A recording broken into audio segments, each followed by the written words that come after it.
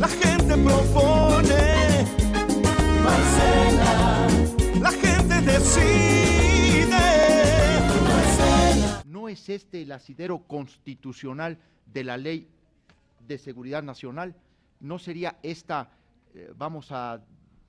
entiendo que el 73 constitucional debiera contemplar, que lo contempla, para legislar en materia de seguridad nacional? Como facultad de Congreso lo tenemos en el 73 de la Constitución, pero como reglamentaria o asidero constitucional de esta ley, pues nos parecería que es el 89. ¿Es así o no sería así, doctor? A ver, una precisión, diputado Corral, no estoy diciendo que la ley no tenga asidero constitucional. Cuando hacía referencia al, digamos, al precario asidero constitucional, es respecto del concepto de afectación a la seguridad interior.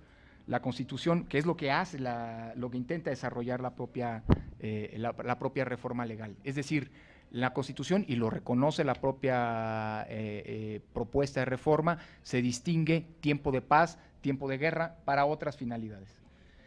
La falta, y esto está vinculado con la ambigüedad con la que el punto intenta desarrollarse en la exposición de motivos de la propia ley. Sí, creo que aquí el trabajo de definición de la propia, digamos, de estos que sí son definiciones, que sí son parámetros constitucionales, es particularmente importante para poder después eventualmente, digámoslo así, justificar la introducción de una figura de la que depende el uso o el ejercicio de atribuciones específicas y, digámoslo así, no normales, no quiero decir extraordinarias para tampoco entrar en el parámetro del artículo 29, pero no ordinarias, no normales, pues.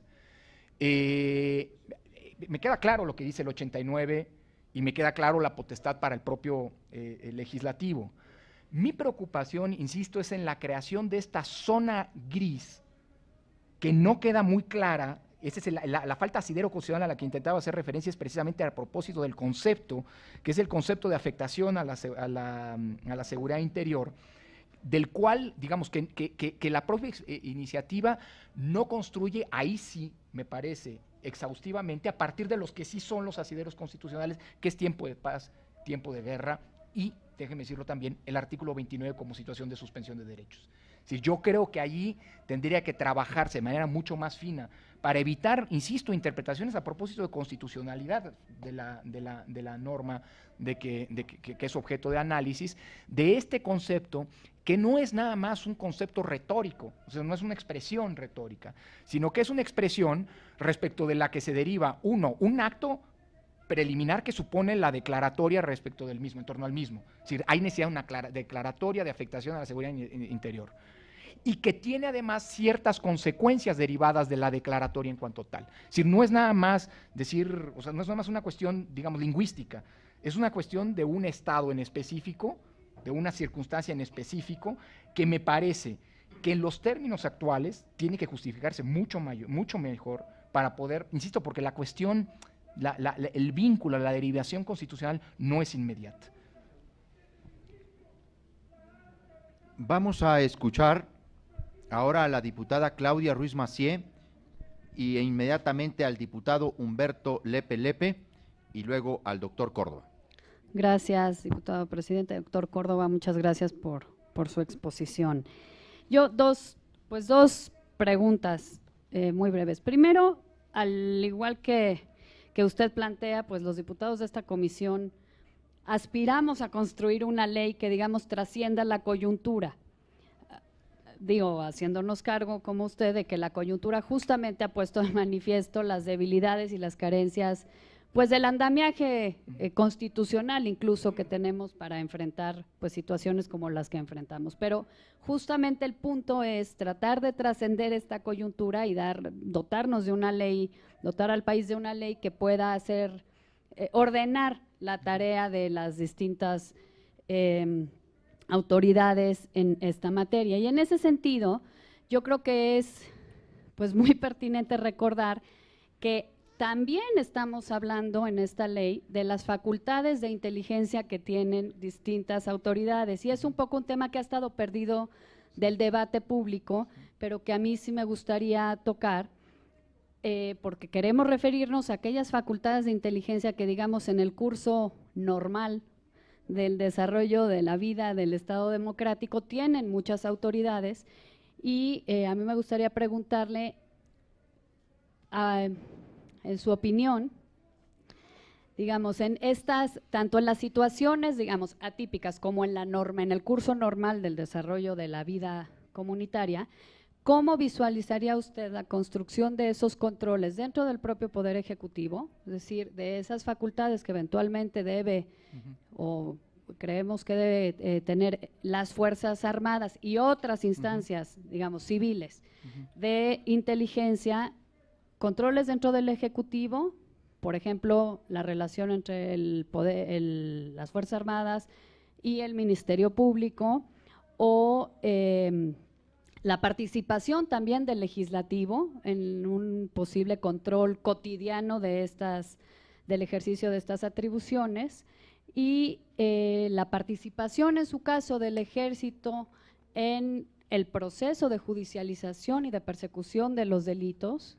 ¿no? Que también creo que es un tema que ha quedado un poco perdido, y eventualmente su relación también con los jueces federales, que son pues también garantes de los derechos ciudadanos. Y finalmente, entiendo su crítica respecto de la ambigüedad de este estado de afectación, y yo creo que todos la compartimos. La ambigüedad normalmente va en perjuicio del ciudadano y queremos evitarlo, ¿no?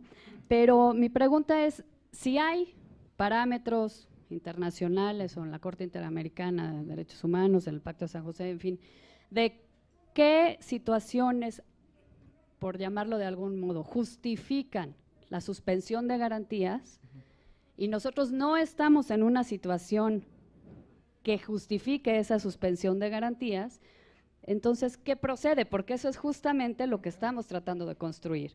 Una situación atípica, sí ambigua en el sentido, o gris, en el sentido de que no es normal y no hay un precedente, por lo menos en México, que dentro del Estado democrático y constitucional nos dé herramientas para enfrentar esta situación que no llega a la suspensión de garantías. El diputado Humberto Lepe.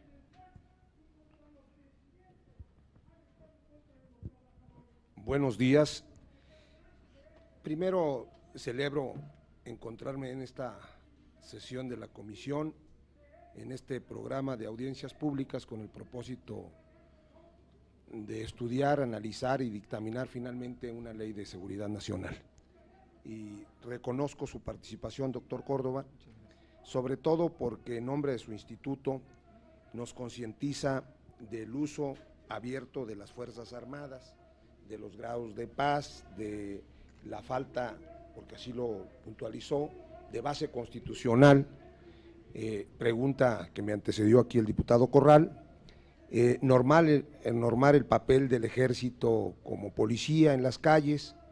La reforma, comentaba usted, altera el papel constitucional del propio ejército y las facultades adicionales al ejército en materia de detención y incautación de bienes, y finalmente las facultades extraordinarias o especiales al titular del Ejecutivo en estos casos que la propia ley seguramente habrá de normar.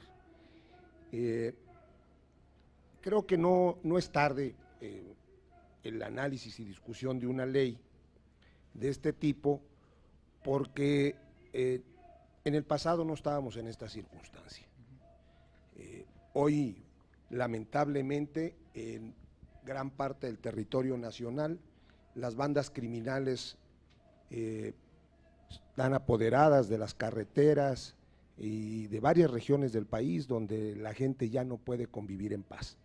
Y obviamente el Estado, los gobernantes, entre ellos los de los tres poderes, incluidos nosotros, pues no podemos ser tampoco sensibles como para poder atender este problema grave.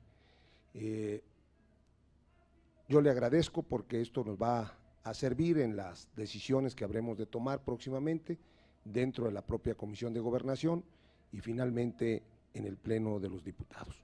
Le agradezco y lo felicito por su participación, doctor. Gracias, Humberto. Tiene la palabra entonces el doctor Lorenzo Córdoba Vianello. Antes que nada, de veras reiterarles el agradecimiento a todos ustedes, creo que el papel de la academia y de las instituciones como el Instituto de Estudios de la Transición Democrática es precisamente jugar este papel de interlocución y ese contexto de acompañamiento, y déjenme decirlo también con todo respeto, eventualmente de exigencia. Digamos, creo que la interlocución es clave, digámoslo así, en decisiones que son fundamentales, digamos, para la sociedad en su conjunto. Y concretamente respecto de los planteamientos que la diputada Ruiz Massieu ponía sobre la mesa, creo que el papel efectivamente de los órganos de inteligencia es algo que en el debate público no ha sido debidamente subrayado. Creo que es importante, digámoslo así, una base normativa que permita, más allá de los ordenamientos administrativos propiamente dichos, una coordinación y definir, digamos, el papel que juegan en la construcción de la seguridad interior como concepto genérico estos órganos para decirlo sin medias tintas y sin falsos, esos órganos fundamentales para la subsistencia de todo Estado democrático de derecho. Claro, me hago cargo también de lo delicado que suponen estas funciones en particular y consecuentemente, en ese sentido, un marco normativo adecuado para que estas funciones cruciales del Estado existan, me parece que es fundamental.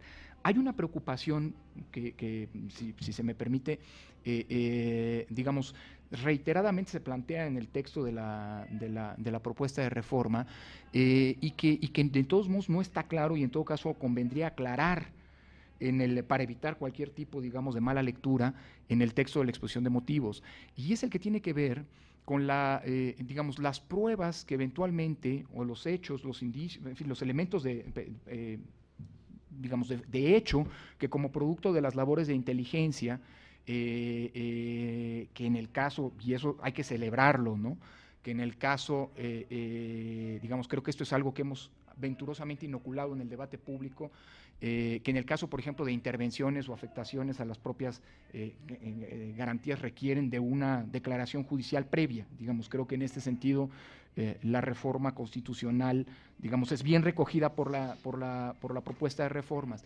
Lo que me queda un poco, digamos, lo que genera un poco incertidumbre es el por qué todos los elementos producto de estas investigaciones no tienen un valor probatorio en caso de, digamos, de un proceso judicial en estricto sentido.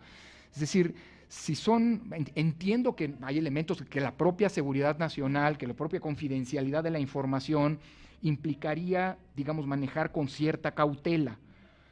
Pero si es así, en todo caso hay que decirlo, para cerrar la puerta eventualmente a plantear, digámoslo así, lo digo sin medias tintas y lo digo como ciudadano, para evitar que en la recopilación de esos datos, de esas informaciones, de esos hechos por la vía de los órganos de inteligencia del Estado, pudiera haber algún tipo de vulneración. Es decir, si se cumple, como además reiteradamente se dice en el texto de la propuesta de reforma, que nunca se suspenderán, nunca se afectarán derechos fundamentales, pues ¿cuál es el problema eventualmente para que puedan ser utilizados por la vía procesal? Sobre todo pensando que gran parte del problema que estamos teniendo como Estado frente a los problemas de seguridad es precisamente la precariedad de la tarea de procuración de justicia, que trae resultados en ocasiones incluso catastróficos a la hora de los procesos judiciales. Entonces, en este sentido, déjeme decirlo así, una prueba, una información bien obtenida,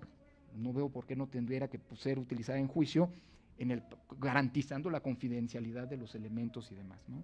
Y tiene que ver...